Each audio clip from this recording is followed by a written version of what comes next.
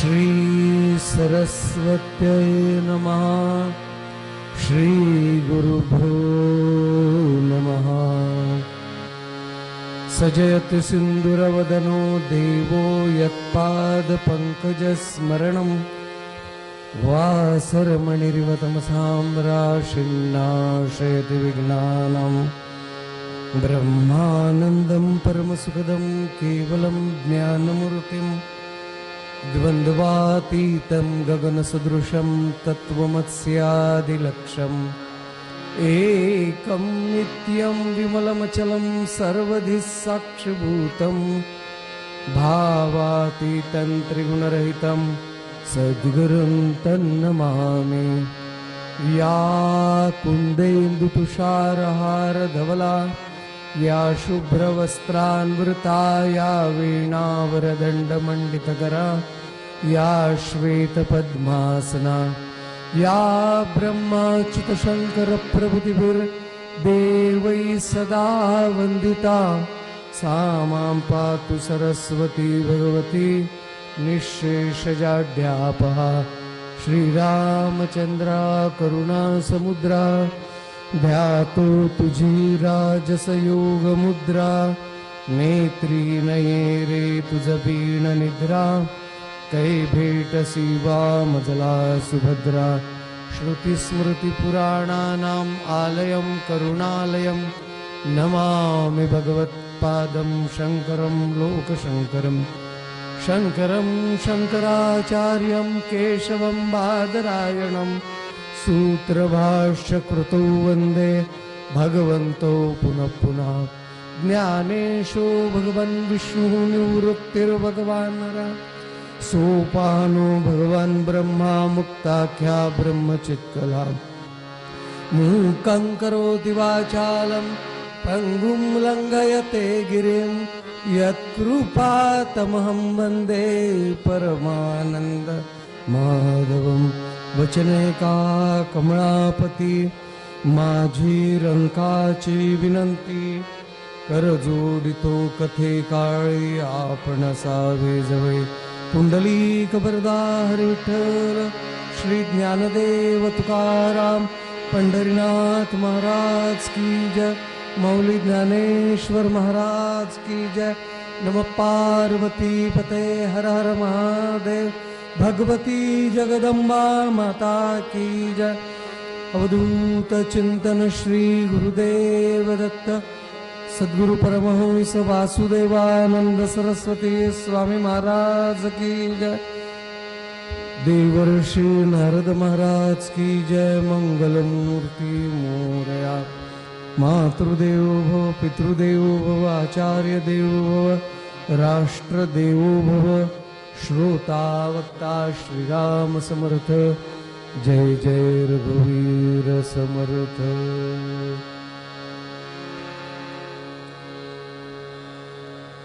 जय जय राम कृष्ण हरी। एकता। जय जय राम कृष्ण हरी। जय जय राम कृष्ण हरे। जय जय राम कृष्ण हरे। जय जय राम कृष्ण जय। राजा राम कृष्ण हरे। राजा राम कृष्ण हरे। जय जय राम कृष्ण हरे।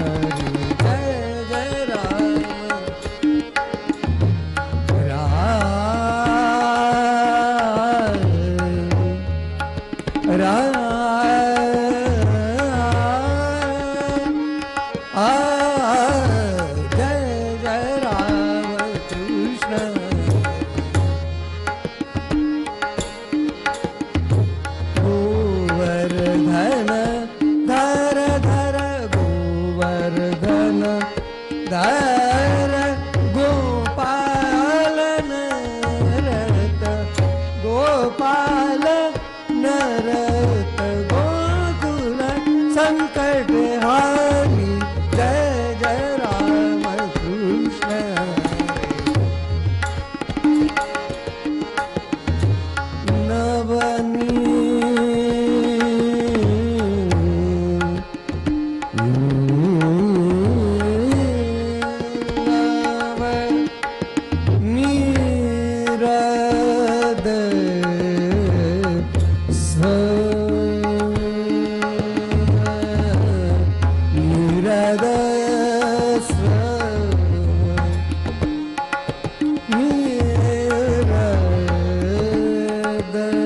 सम नवनीरद सम नवनीत प्रिय नवनीरद सम नवनीत प्रिय नवल विनोद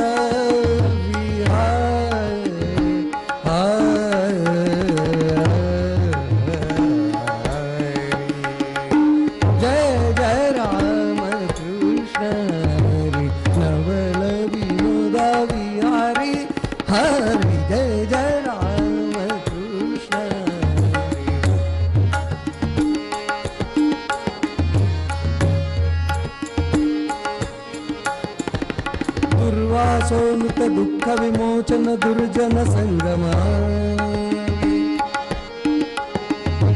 दुर्वासोनुत दुःख विमोचन दुर्जन संगम हरि हरि हरि जय जय राम कृष्ण हरि जय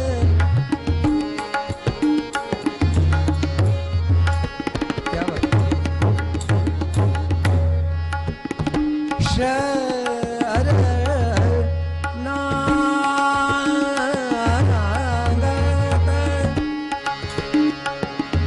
शरणा गत दिन शरणा गत दिन शरणा गत दिन शरणा गत दिन चरणी चरणी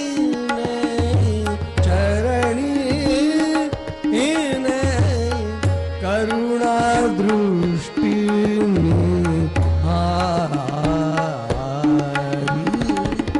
जय जय राम कृष्ण जय जय राम कृष्ण जय जय राम जय जय राम जय जय राम कृष्ण हरी रूप पाहता लोचे रूप पाहता लोचे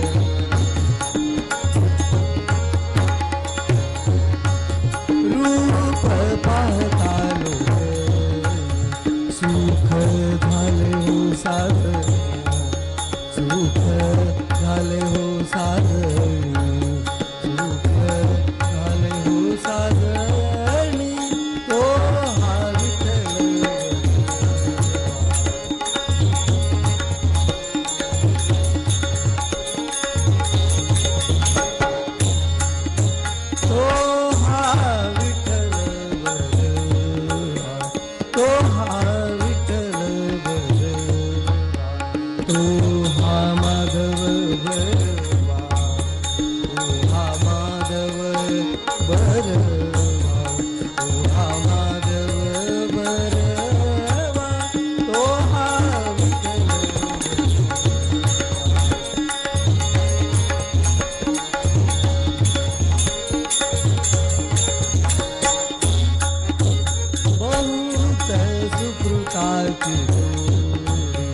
बहुत सुकृताची जोडी म्हणून विठ्ठली आवडी म्हणून विठ्ठली आवडी म्हणून विठ्ठली आवडी तो हा विठ्ठल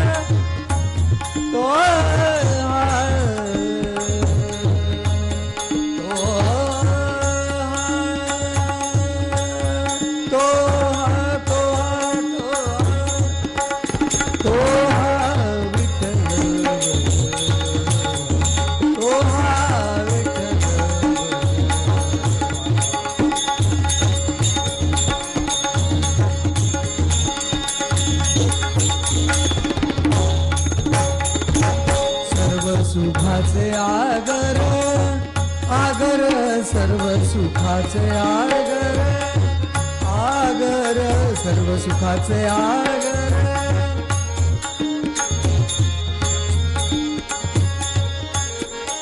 बाप रखुमा बाप रखुमा देवी वरू बाप रखुमा देवी वरू तुहा विठ्ठल बरवा बरवा तुहा माधव बरवा बरवा तुहा माधव बरवा बरवा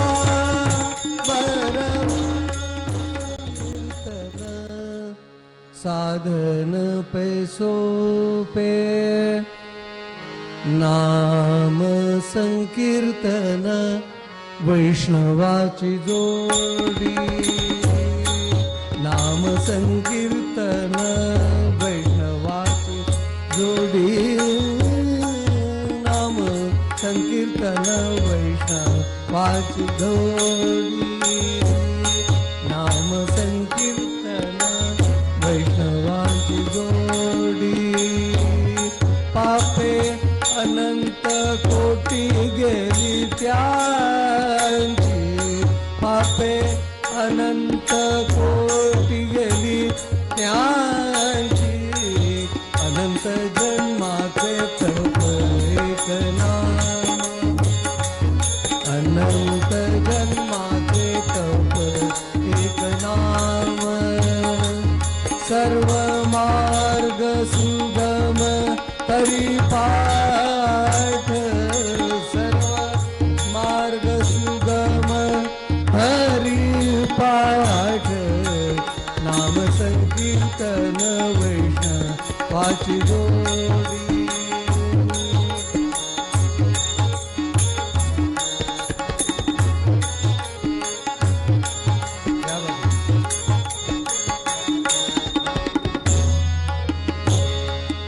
योग याग क्रिया धर्मा धर्म माया योग याग क्रिया धर्मा धर्म माया गेले ते विलया हरिपाठी गेले ते विलया हरिपाठी नाम संकीर्तन वांची जोडी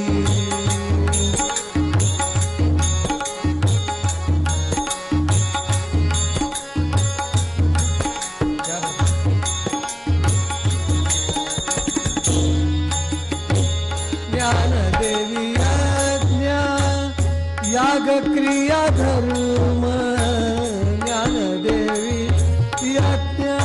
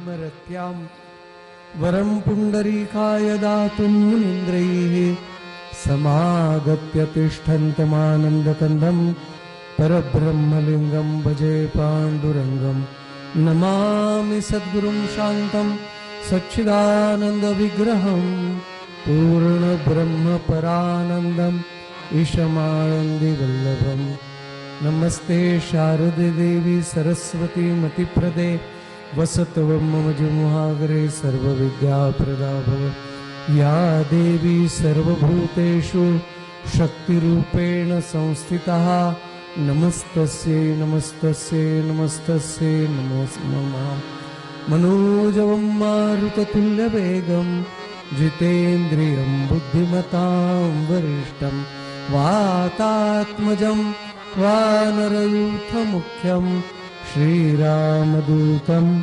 शरणं प्रपद्ये जय जय रघुवीर समर्थ मंगलमूर्ते मोरया। संत श्रेष्ठ जगन्मौली ज्ञानेश्वर महाराज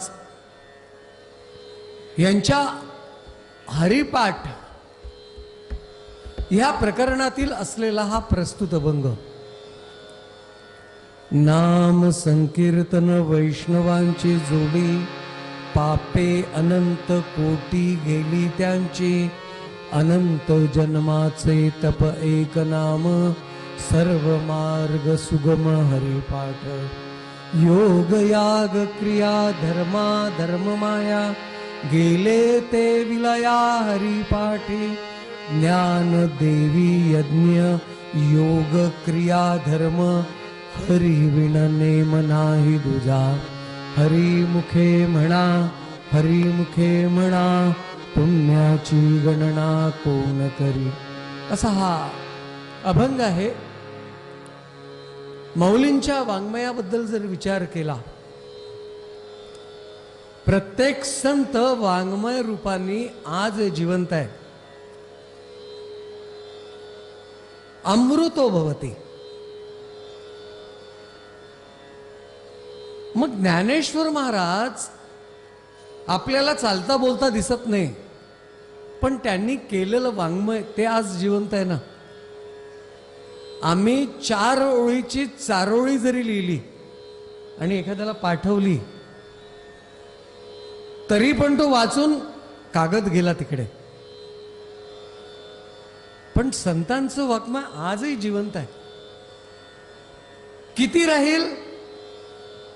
अलीकडच्या काळातले सत्पुरुष सांगतात यावत चंद्र दिवा करू नवे नवे जोपर्यंत ज्ञानेश्वरी आणि संतांची वाङ्मय आहेत तोपर्यंत तो रवी आणि शशी राहील।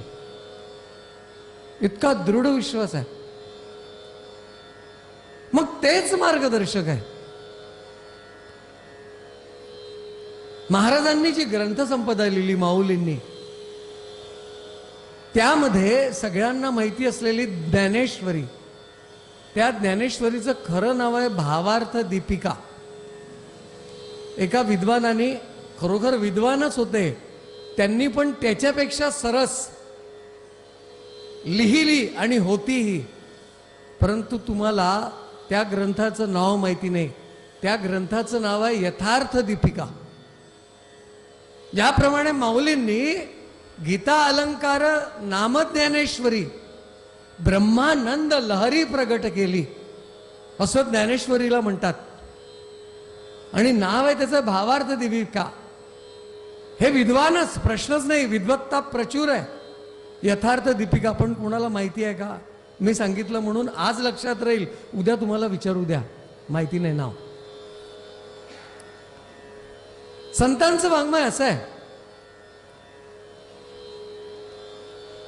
किती सोपं आहे की कठीण आहे। गीतेवरती अलंकार केला आणि त्याला भावार्थ दीपिका सांगितलं। लोक त्याला ज्ञानेश्वरी म्हणतात, चालेल, कारण की ज्या ग्रंथामध्ये ईश्वरीय ज्ञान सांगितलं त्याला ज्ञानेश्वरी म्हणायला हरकत नाही, कारण की महाराजांनी लिहिलेली आहे। पण ज्ञानेश्वरीचा जर विचार केला, संप्रदायामध्ये अनेक विद्वत प्रचूर लोक त्यावरती भाष्य करतात, प्रवचन देतात. त्यांचे प्रवचन ऐकायला MA MPhil PhD झालेले मराठी विषयातले लोक ते जाऊन बसतात. हा अधिकार आहे? हा अधिकार त्यांचा नाही, हा ज्ञानेश्वरीचा अधिकार आहे. एवढं सामर्थ्य आहे हो. पण जर तुम्ही वाचायला घेतलीत, वाचून पहा, कधीतरी तोही एकदा नेम करून पहा. गीता प्रेस गोरखपूरमध्ये मिळते, सगळ्यात स्वस्त. कधी 2-4 पानं अध्याय काय असेल ते वाचायचा प्रयत्न करावा. कठीण आहे ज्ञानेश्वरी, कारण की महाराजांची तेव्हाची 750-750 वर्षापूर्वींची ती भाषा समजायला कठीण आहे. नवे ती किती कठीण आहे. स्वतः माऊली एका ठिकाणी वर्णन करते, अहो अर्जुनाची पाती. माऊलींचं प्रमाण आहे ज्ञानेश्वरीतलं. अहो अर्जुनाची पाती परिसणे या योग्य होती. तुम्हाला जर ज्ञानेश्वरी समजून घ्यायची असेल तर तुम्हाला अर्जुनाच्या पंक्तीमध्ये बसावं लागतं. अर्जुनाचा अधिकार काय? अर्जुन भक्त होता पण त्याला ज्ञान नव्हतं, म्हणून त्याला ज्ञानेश्वरी सांगायला लागली. तुमच्या आमच्या रूपाने किंवा अर्जुनाच्या अनुषंगाने आपल्याला ज्ञानेश्वरी सांगितली. आणि भगवंताचा भक्त असलेला, ज्ञानी असलेला भक्त म्हणजे उद्धव, त्या उद्धवाला गीता सांगितली. उद्धव गीता म्हणतात. त्याला भक्ती सांगावी लागली आणि ह्याला ज्ञान द्यावं लागलं. दोघेही भगवंताचे भक्त. एकाजवळ भक्ती आहे तर ज्ञान नाही, दुसऱ्याजवळ ज्ञान आहे तर भक्ती नाही. पण भक्ती ज्ञानाशिवाय तो संप्रदाय समोर जात नाही, भक्ताची पूर्ण स्थिती होत नाही. ज्ञानोत्तर भक्ती असं आपल्या इथे सांगितलं आहे. मग ती ज्ञानेश्वरी समजायची तर अर्जुनाच्या पंक्तीमध्ये बसायला लागतं. तैसा अधिकार शास्त्रीय, तेवढा अधिकार आपल्याला प्राप्त करावा लागतो. आमचे नामदेवराय सुद्धा वर्णन करतात, बाबा रे जाऊ दे, पूर्ण तुला वाचता आली नाही आली.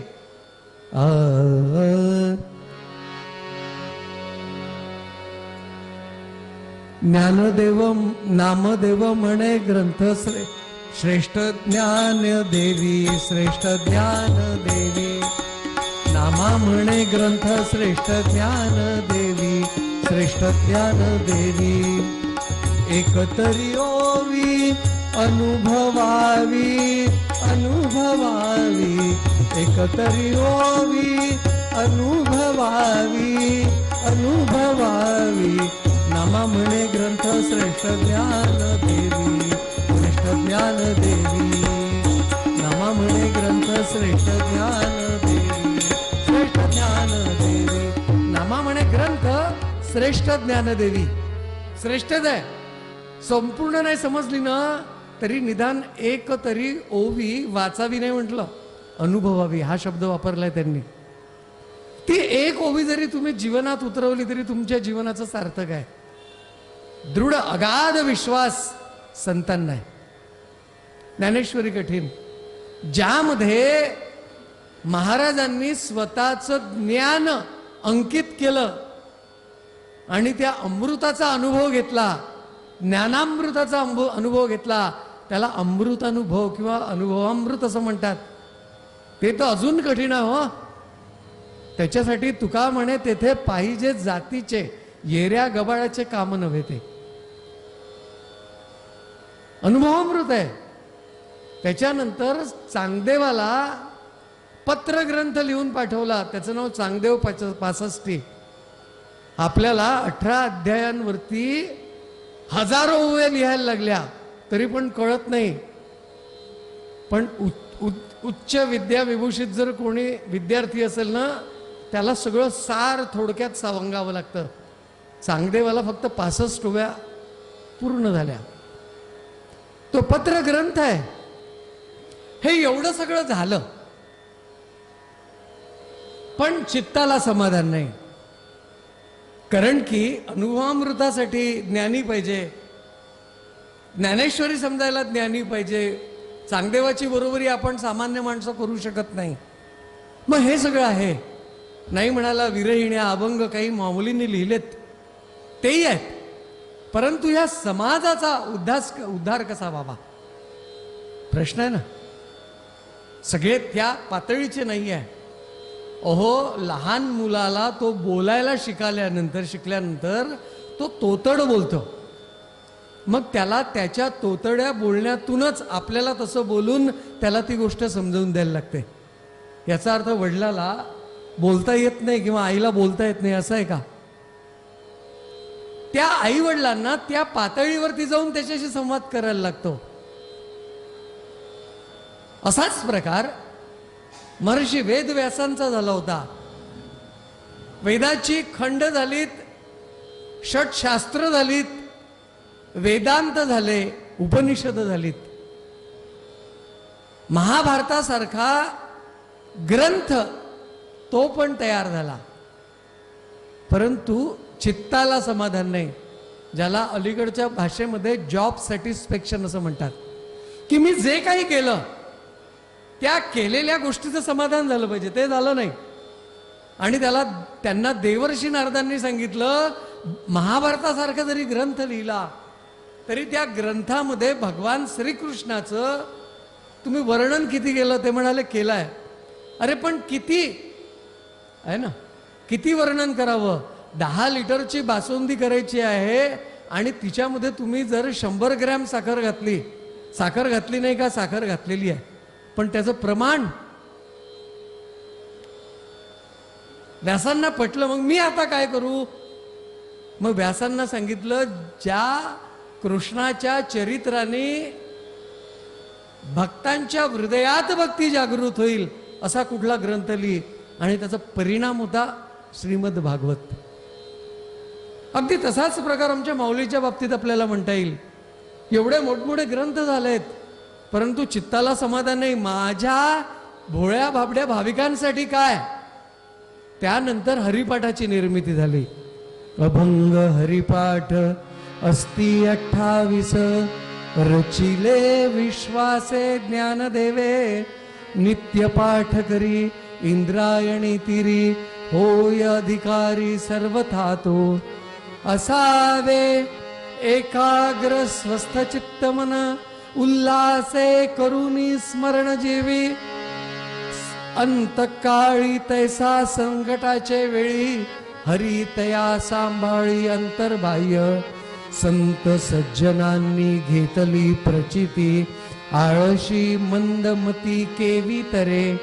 श्री गुरु निवृत्ती वचन प्रेमळ. तोषला तात्काळ ज्ञान देवे. ही हरिपाठाची फलश्रुती आहे. हा 28वा अभंग आहे. रचिले विश्वासे ज्ञान देवे. नित्य पाठ करी इंद्रायणी तिरी. होय अधिकारी सर्वथा तो. असावे एकाग्र स्वस्थ चित्त मन. उल्हासे करुणी स्मरण जीवी. अंतकाळी तैसा संकटाचे वेळी. हरितया सांभाळी अंतर्बाह्य. संत सज्जनांनी घेतली प्रचिती आणि आळशी मंदमती केवी तरे. श्री गुरु निवृत्ती वचन प्रेमळ. तोषाला तात्काळ ज्ञान देवे. आता ज्ञानदेवांना संतोष प्राप्त झाला. काय अधिकार आहे? रोज हरिपाठ करणारा माणूस, रोज नित्य नियमाने विशिष्ट संख्या माळा करणारा माणूस, स्मरण करणारा माणूस, रोज दासबोध वाचणारा माणूस, रोज भागवत वाचणारा माणूस, गीता वाचणारा माणूस, रोज जर तुम्ही वाचता आहात, त्याची सवय भगवंताला होते. ऐकायची, भगवंताला आठवण येते. आता हा येणार आणि हा पाठ करणार, हा जप करणार, हा या ग्रंथाचं वाचन करणार. आणि ज्या दिवशी तुम्ही करत नाही ना, तेव्हा त्याला आठवण येते, रोज करणार आज का बरं करत नाही. मग त्यावेळेला आता तुम्हाला जायचं नाही आहे, आता तो भगवंत तुमच्याकडे येतो. माऊली म्हणते, अंतकाळी तैसा संकटाचे वेळी. हरी तया सांभाळी अंतर्बाह्य. केव्हा? रोज जर हरिपाठ केला तर. आज केला आणि विसरला असं नाही चालत. सातत्य सांगितलेलं आहे. म्हणून समर्थ म्हणतात उपासनेला दृढ चालवावे, रोज करायला पाहिजे. मग असा हा हरिपाठ आहे. या हरिपाठामध्ये, या हरिपाठाचं मुख्य अंग जर काय असेल तर ते फक्त भगवंताचं नाव आहे, बाकी काही नाही. आणि मग भगवंताचंच नाव का बरं? ज्ञानेश्वर महाराजांचा अधिकार ते नाथ संप्रदायाचे होते, त्या अनुषंगाने त्यांना ज्ञानाची प्राप्ती होती, सहज परंपरेने आलेली. मत्स्येंद्रनाथ, गोरक्षनाथ, घनी प्रसादे निवृत्ती दातार, ज्ञानदेवा सार चौजविले. वारकरी संप्रदायामध्ये हा भंग म्हटला जातो. ज्ञानी होते, त्यांनी ज्ञानाचं पुरस्करण केलं का, पुरस्कार केला का? त्यांना माहिती होतं मर्यादा. विचार केला तर ज्ञानेश्वर महाराज योगियांचे राजे होते. तसं त्यांना सगळ्यांना माहिती आहे, ज्ञानियांचा राजा योगी महाराज. ज्ञानियांचे राजे होते, योगियांचे राजे होते. मग योग मार्ग त्यांना माहिती होता. योग मार्गाचा प्रसार केला का, आपल्याजवळ ठेवलं. असं जर असतं तर त्यांना ते म्हणायला नसतं लागलं, योग याग विधी येणे नोहे सिद्धी, वायाची उपाधी दंभ धर्म. स्वतः योगी होते. कर्माने जर विचार केला तर यजुर्वेदी ब्राह्मण होते. यजुर्वेदी शाखेमध्ये सगळं कर्मकांड सांगितलं. म्हणजे त्यांना कर्ममार्ग माहिती होता, त्यांना ज्ञान मार्ग माहिती होता, त्यांना योग मार्ग माहिती होता. परंतु त्यांनी प्रसार कशाचा केला तर भक्तीचा प्रसार केला. भक्तीचा प्रसार केला. हाच का बरं केला, याचं काहीतरी कारण, त्याचं शास्त्रात असं कारण सांगितलं. नवे नवे भागवतामध्ये प्रमाण आलेलं आहे. कृते अध्यायतो विष्णू त्रेतायाम यजतो मखई, द्वापरे परिचर्यायाम कलवू तत् हरिकीर्तनात. काय म्हणतात भागवतकार? कृतेय ध्यायतो विष्णू. कृतायुगामध्ये विष्णूचं ध्यान सांगितलं भगवंताच्या प्राप्तीसाठी. त्रेतायाम यजतो मखई, त्रेतायुगामध्ये यजन कार्य सांगितलं. त्याचा परिणाम तुझ्या यज्ञी मी प्रगट झालो हा माझा सन्मान. त्या प्रसादातनं प्रभू श्री रामचंद्रांचा जन्म आहे. त्रेतायाम यजतो मखई, द्वापरे परिचर्यायाम. द्वापार युगामध्ये सख्य भक्ती सांगितली, चर्चा सांगितली. आणि कलौतत हरिकीर्तनात, कलियुगामध्ये फक्त भगवंताचं नाव एवढंच श्रेष्ठ आहे, बाकी काही नाही, बाकी सगळे दुय्यम गोष्टी आहे. म्हणून तुकाराम महाराज सुद्धा म्हणतात, कलियुगा माझी करावे कीर्तन, करावे कीर्तन, कलियुगा माझी करावे कीर्तन, करावे कीर्तन. तेने नारायण देईल भेटी, देईल भेटी, तेने नारायण देईल भेटी, देईल भेटी. कलियुगा माझी करावे कीर्तन, करावे कीर्तन, कलियुगा माझी करावे कीर्तन, करावे कीर्तन. महाराज म्हणतात कलियुगा माझी करावे कीर्तन, तेने नारायण देईल भेटी. मग भगवंताचं जर नाव श्रेष्ठ आहे तर ते भगवंताचं नावच घ्यायला या लोकांना सांगावं. म्हणून पहिला अभंग लिहिला, देवाची द्वारी उभा क्षण भरी, तेणे मुक्तिचारी साधियेल्या. काय करा? हरिमुखे म्हणा, हरिमुखे म्हणा, पुण्याची गणना कोण करी. काय सुंदर अभंग आहे. देवाची द्वारी उभा क्षण घरी. आपल्याला त्यावरती विवेचन करायचं नाही, पण सरळ अर्थ घेतला. तेणे मुक्तिचारी साधी आल्या. लोकांना काय पाहिजे शेवटी? जन्माचं सार्थक काय आहे? तुम्हाला ती मुक्ती प्राप्त करून घ्यायची आहे. महाराजांनी तेच तत्व घेतलं. देवाची द्वारी उभा क्षण भरी, तेणे मुक्तिचारी साधी आल्या. हरिमुखे म्हणा, हरिमुखे म्हणा पुण्याची गणना कोण करे. तुम्ही जर भगवंताचं नाम घेतलं त्याचा परिणाम तुमची पुण्याची पातळी वाढेल. किती वाढेल त्याची कोणी गिनती करणार, मोजणी करू शकणार नाही. प्रश्न आला कुठे जावं, ते म्हणतात असोनी संसारी जिव्हे वेगू करी, वेदशास्त्र उभारी बाह्या सदा घरातच बसा. ज्ञानदेव म्हणे व्यासाची खुणा, असं कोणी केलं, द्वारकेचा राणा पांडवा घरी. तो भगवंत पांडव भगवंताचं नामस्मरण करत असल्यामुळे ते त्याच्याकडे राहिले. मग याचं ध्रुवपद काय आहे पूर्ण हरिपाठाचं, हरिमुखे म्हणा हरिमुखे म्हणा पुण्याची गणना कोण करे. फक्त भगवंताचं नाव घ्या, हरिमुखे म्हणा हरिमुखे म्हणा. मग ते नाव आता हरीच म्हणायचं का, प्रश्न आहे. ते नाम सोपे रे रामकृष्ण गोविंद. तिच्यामध्ये काही भेदभाव सांगितला का, नाही नाही.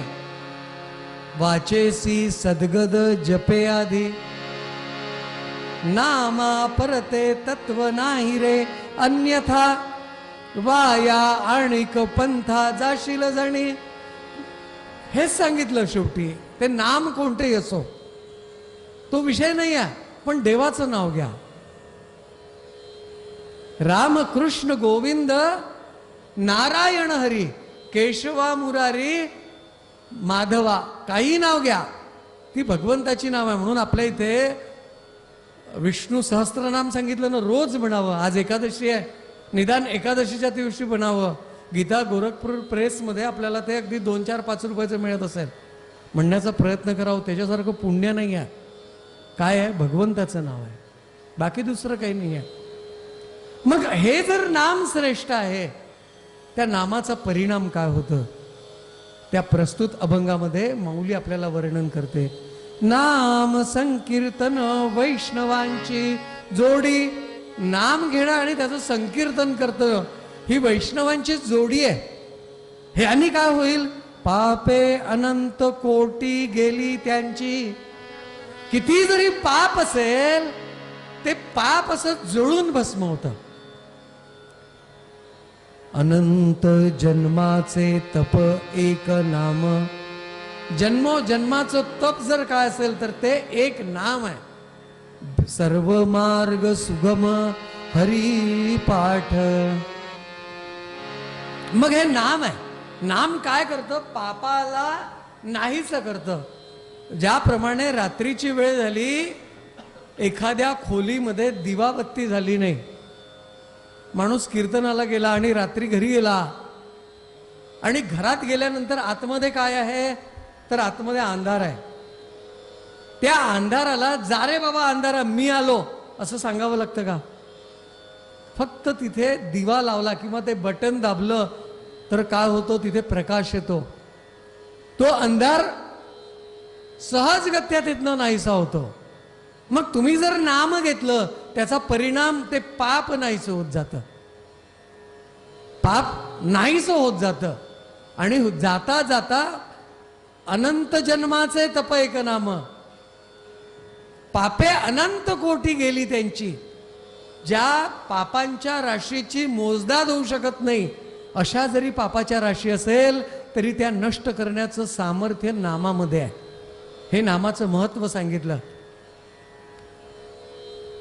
कसं, माऊली म्हणते तृण अग्नी मिळे समरस झाले. हरिपाठातलंच दृष्टांत आहे.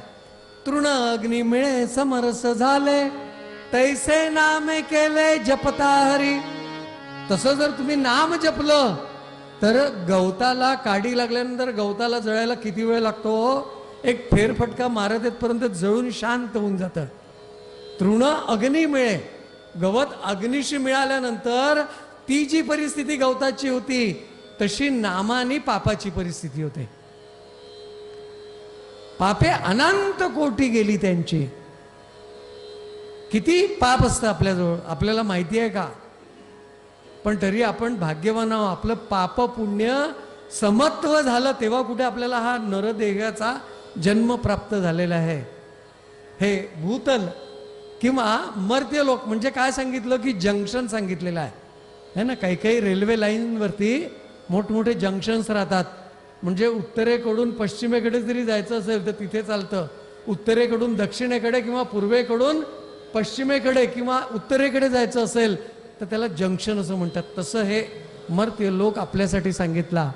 आणि या पाप पुण्याचं समत्व झालं म्हणून आपल्याला इथे जन्म मिळाला. म्हणजे आपण तसे पुण्यवान आहोत आणि त्यातल्या त्यात तुम्ही लोक इथं आलात माझ्या सकट, आपण पुण्यवान आहोत म्हणूनच इथे आलो. ह्याच्याबद्दल मनामध्ये दुमत असायला नको. असं म्हणतात नामाचा संकल्प जरी केला ना तरी तुमच्या खात्यामध्ये 50% पुण्य जमा होतं आहे ना. लोक सांगतात की 1 तारखेनंतर तुमच्या खात्यात 5,000 रुपये जमा होईल. होत नाही. गॅरंटी कार्ड दिलं तरी होत नाही. पण नामाचं असं आहे, तुम्ही जर संकल्प केला 50% पुण्य तुमच्या खात्यात जमा झालं आणि उरलेलं तुम्ही जेव्हा नाम घ्याल तेव्हा. काय नामाचा महिमा आहे हो. इतका अलौकिक महिमा आहे कलियुगामध्ये. कावत सांगतं अनेक प्रमाण जवळपास आठवतात, कधी विसरायला होतं. ह्या प्रल्हादानी काय केलं होतं, भगवंताचं नुसतं नाव घेतलं, काही दुसरं घेतलं, फक्त त्यांनी नारायण नारायण म्हटलं.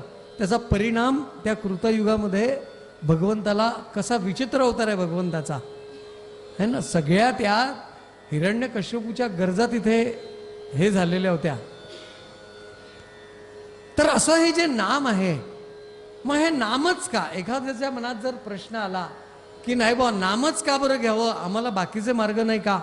भगवंताच्या प्राप्तीसाठी असणारे जे मार्ग आहे त्यामध्ये ज्ञान मार्ग आहे, त्यामध्ये कर्म मार्ग आहे, त्याच्यानंतर योग मार्ग आहे. मग त्या मार्गाला आम्ही असं तुच्छ कसं समजावं, हा प्रश्न एखाद्याच्या मनामध्ये निर्माण होऊ शकतो.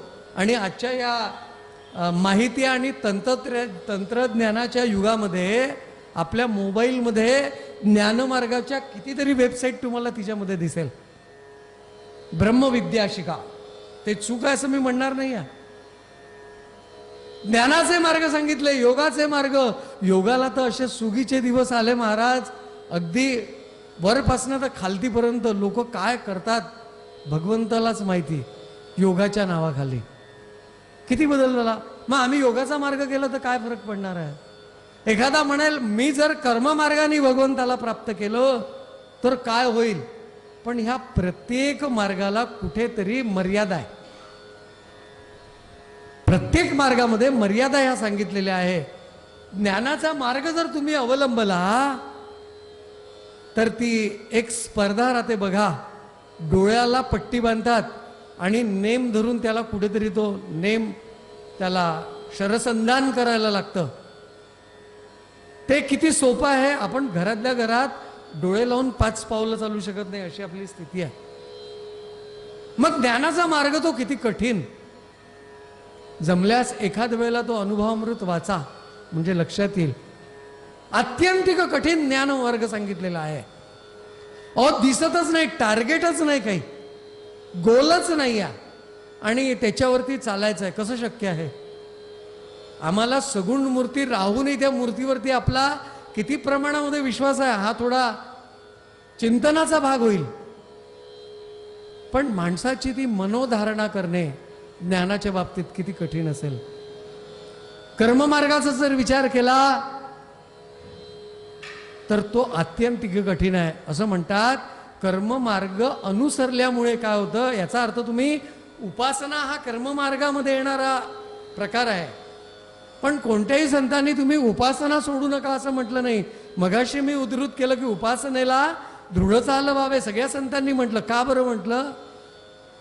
उपासना केल्यामुळे, कर्ममार्गाचा अवलंब केल्यामुळे त्याचा तात्काळ किंवा लगेच मिळणारा जो परिणाम असेल तर तो परिणाम म्हणजे तुमचं चित्त शुद्ध होतं. कर्ममार्गाचा मिळणारा परिणाम चित्तशुद्धी हे सांगितलेलं आहे.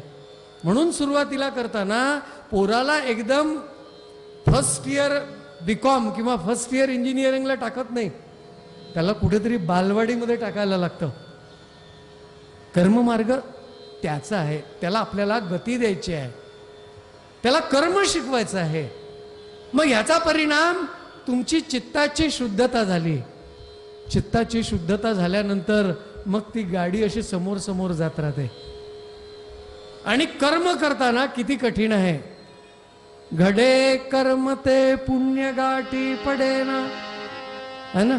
समर्थ म्हणतात ना, तुम्ही करता ते कर्म, त्याचा परिणाम काय, कुठेतरी कमी तिच्यामध्ये राहते. शास्त्रामध्ये किती विस्तृत वर्णन आणि चिंतन केलेलं आहे. असं म्हणतात, त्या यज्ञकुंडामध्ये ती आहुती देताना जी तुपाची धार आहे ना, तिची जाडी सांगितली साधारणतः किती, तर ती हत्तीच्या सोंडे एवढी असावी असं सांगितलं. तुम्ही मालवातले लोक फार नशीबवान की तुम्ही रोज पोळीसोबत तूप खाता, आनंदाचा भाग आहे. पण असे किती लोक आहे ज्यांना घरात तूपही राहत नाही आणि पाहायलाही मिळत नाही. मग त्या व्यक्तीने हवन करायचं तर कशाने करायचं. आणि कमी म्हटलं की दोष आला. आणि म्हणून गुरुजी सगळं झाल्यानंतर काय म्हणतात, न्यूनम संपूर्णता याती सद्यो वंदे तमोच्युतम म्हणतात ना. का बरं म्हणतात की एवढं सगळं केलं, यदा कदाचित तिच्यामध्ये काहीतरी कमी जर असेल, मग काय करा, 12 वेळा विष्णवे नमः विष्णवे नमः विष्णवे नमः म्हणून घेतात ना आपल्याकडनं. मग शेवटी असं खायचं का आणि असं खायचं का, मार्ग सोपा संतांनी करून दाखवलेला आहे. ज्ञानमार्ग कठीण, कर्ममार्ग कठीण.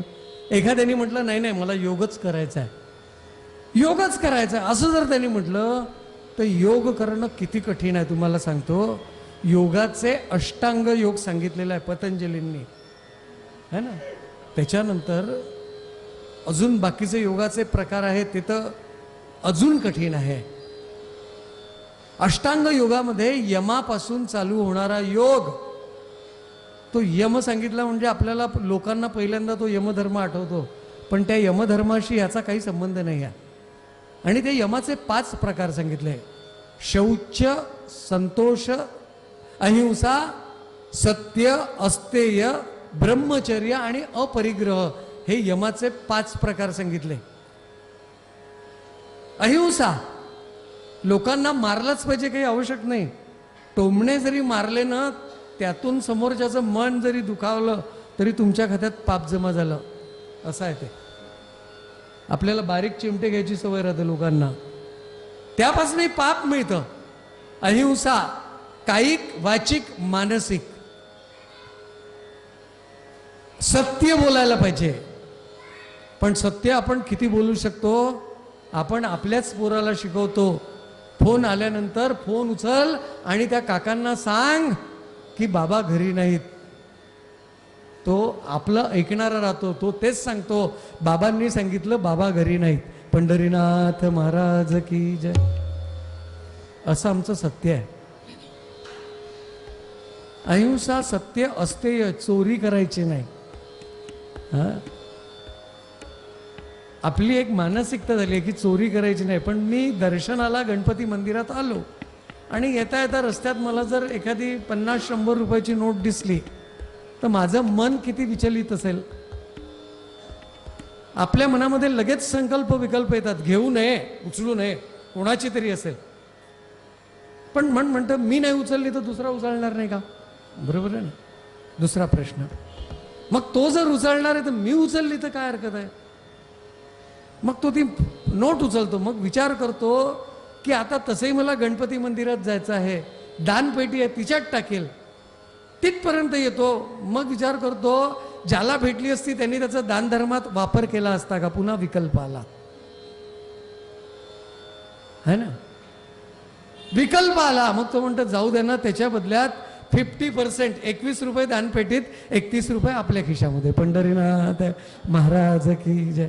विकल्प किती आहे. पण भक्ताचा स्वभाव असला पाहिजे जी माझी नाही, मग ती कोणाची असो ना, भेटे का ना त्याला. तुम्ही तिला हात लावला म्हणजे त्याच्यापासून होणारे दुष्परिणाम तुम्हाला ते प्राप्त झाले, एवढं समजा. अस्तेय, ब्रह्मचर्य पुन्हा काही वाचिक मानसिक आणि अपरिग्रह म्हणजे मला खूप जास्ती माझ्याजवळ काही नको, गरजेपुरतं असावं.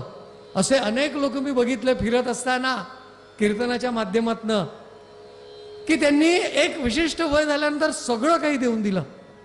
पुस्तकं देऊन दिलीत, संगीतकार होते त्यांनी वाद्य देऊन दिली, काय करायचं म्हणले, आजपर्यंत याचा उपयोग घेतला. हे सगळे बंधनात अडकवणाऱ्या गोष्टी आहे, उपकरणं, म्हणून त्या सगळ्या दान केल्या. त्याला अपरिग्रह म्हणायचं. हे तर यमाचे 5 प्रकार सांगितले. आता जर सुरुवात केली ना तर किती दूर जाईल मला माहिती नाही, म्हणून मी काही बोलत नाही. त्याचा उद्घृत करतो शौच नियमामध्ये, संतोष, तप, स्वाध्याय आणि ईश्वर प्रणिधान हे तुम्हाला नियमात सांगितले. आणि त्याच्यानंतर स्थिर सुखम आसनम सांगितलं. आसनानंतर प्राणायाम सांगितला. प्राणायामाच्या आधी कपालभाती सांगितली. त्या कपालभातीचा आपण कपाल भारती करून घेतली, बालभारतीची लहान बहीण. कपालभाती शब्द आहे. प्राणायामाची पूर्वीची क्रिया, ती क्रिया पद्धती आहे. कपालभाती क्रिया आहे, कपालभाती प्राणायाम नाही. आम्ही कशालाही काही म्हटलं तरी चालतं, कोण आम्हाला विचारणार आहे. कपालभाती क्रिया, त्याच्यानंतर प्राणायाम, प्रत्याहार, ध्यान धारणा नाही, धारणा ध्यान, आणि नंतर त्याचा परिणाम समाधी. आणि ती नुसतीच समाधी आहे का? नाही नाही, तिच्यामध्ये सविकल्प आणि निर्विकल्प ती पण सांगितली. सविकल्प केव्हाही जाते, निर्विकल्प त्याच्यासाठी अजून मोठं व्हावं लागतं. आमचा श्वास 8 सेकंड चालत नाही, 8. आणि आम्ही काय पाहतो, स्वप्न पाहतो की योग मार्गाचा अवलंब करेल. किती कठीण आहे हो. एक 10-12-15 वर्षांपूर्वी योगाचे वर्ग घेत असताना नवीन योगाचं फॅड चालू झालं होतं. एकाने मला फोन केला, सर आप हमारा क्लास लोगे क्या? मी म्हटलं हा लेंगे. तो आप घर में आ जाओ. मोठा बंगला होता, सगळं संपन्नता होती, नवे फ्लॅट होता. त्या फ्लॅटमध्ये तो राहत होता. घरी गेलो त्याला भेटायला. बोले गुरुजी आइए, सर बैठिए. बैठा. आणि त्यांनी मला सांगितलं मुझे योग सीखना है. मैं बोला बिल्कुल सीखिए. तो मेरे को कौन सा योग करने का है, कौन सा आसन करने का है. त्यांनी मला त्या मोबाईलमधून एक आसन दाखवलं. त्या आसनाचं नाव होतं द्विपाद स्कंदासन. म्हणजे दोन्ही पाय असे खांद्याच्या मागे घ्यायचे आणि असं बसायचं. ऐकायला सोपी वाटतं, पाहायलाही तुम्हाला सोपी वाटेल. प्रयत्न करून पहा, त्याचं तुम्हाला याच्यामध्ये दिसेल. म्हटलं ये तो बहुत मुश्किल लग रहा, आप ये न करे. नहीं सर, मैं कुछ भी कर सकता था, आपको मालूम नहीं. मैंने एक बार कोई चीज़ ठान लिया ना, ओके बगैर मेरे को संतोष नहीं आता. मी त्याच्याकडे पाहिलं, त्याला म्हटलं निदान तुला 4 महिने लागल.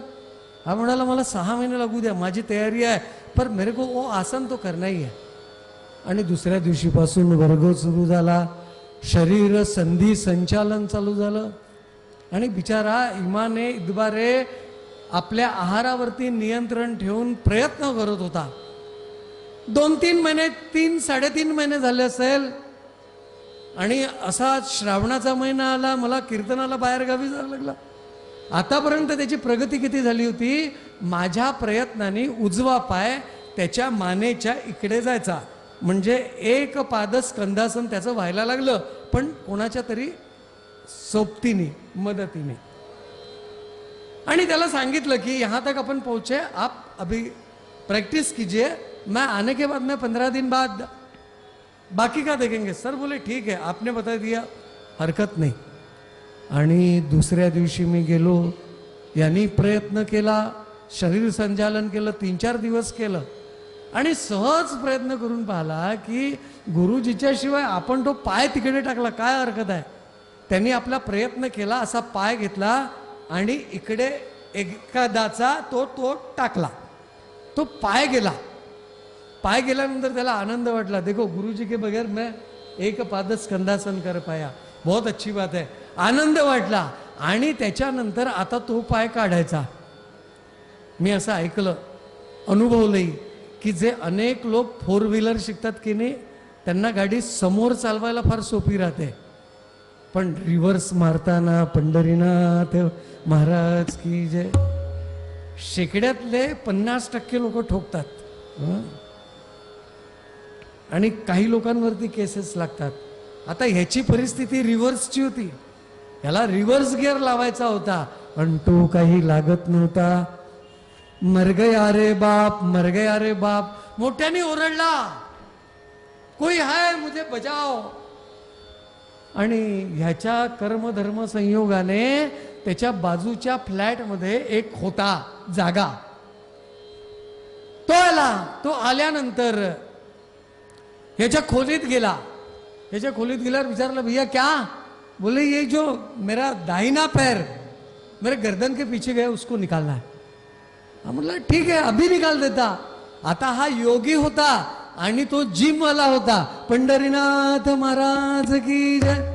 त्यांनी असा जसा तो रिव्हर्स गिअर टाकतात ना, तसा असा खडकन उचलला, बाजूला केला आणि बाजूला केलं.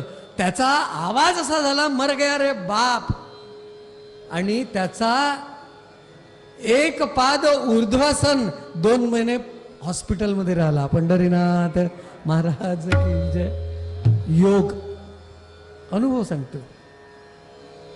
सोपी आहे ना करायला, बिलकुल सोपी आहे ना, तुम्ही बिलकुल करा. माझ्या सदिच्छा तुमच्या पाठीशी आहे. पण ज्ञानेश्वर माऊलींना हे वाटलं नाही. आमचे गुलाबराव महाराज म्हणतात, योग याग तप जयासी करणे, ते उभे केणे पंढरीसी. हे सगळं तुम्ही कुणासाठी करता? त्या भगवंतासाठी ना. तो भगवंत तिथे पंढरपूरला विटेवरती उभा आहे. अरे त्याच्याकडे जा ना, तो लगेच सापडतो तुम्हाला, काही दूर नाही आहे. फक्त काय करा, देवाचं नाव घ्या, बाकी काही करायची आवश्यकता नाही आहे. आणि कीर्तन प्रत्येक ठिकाणी होतं, पण त्या कीर्तनात गेल्यानंतरही घरी असताना कीर्तनाची जाणीव राहते आणि कीर्तनात आल्यानंतर घरची जाणीव राहते. हा प्रश्न माझ्या आणि तुमच्या मनातला नाही आहे, हा नामदेवरायांच्या मनामध्ये पडलेला प्रश्न आहे. ते म्हणतात, कीर्तनी बसताय निद्रे नागविले, कीर्तनी बसताय निद्रे नागविले, मन माझे गुंतले, मन माझे गुंतले, विषय सुखा, विषय सुखा, अमृताहुनी गोड नाम तुझे देवा, नाम तुझे देवा.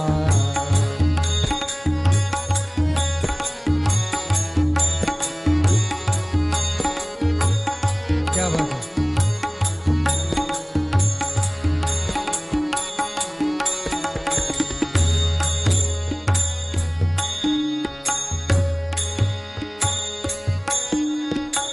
सांग पंढरी राया काय करूया रे, सांग पंढरी राया काय करूयासी,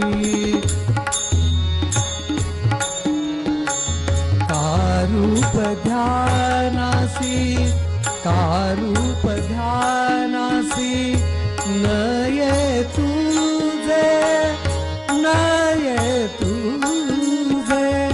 अमृताहुनी गोड नाम तुझे देवा, नाम तुझे देवा, अमृताहुनी गोड नाम तुझे देवा, नाम तुझे देवा.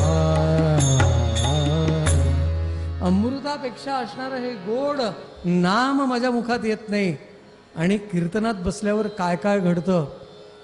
आता सगळीच चांगली गोष्ट आहे. पहिलेच्याही काळी लोक बसायचे ना, खंबा पाहून बसायचे, आणि त्या ठिकाणी जर दुसरा चुकून आला तर त्याच्यासाठी भांडणं व्हायचे. आमचे गुरुजी सांगायचे, काही काही लोकांना कीर्तनात गेल्यानंतर व्यवहारामध्ये संसारामध्ये असताना झोपेसाठी अनेक प्रयत्न जे करायचे, त्यामध्ये गोळी घ्या, इंजेक्शन घ्या, सगळं घ्या, पण येत नव्हती.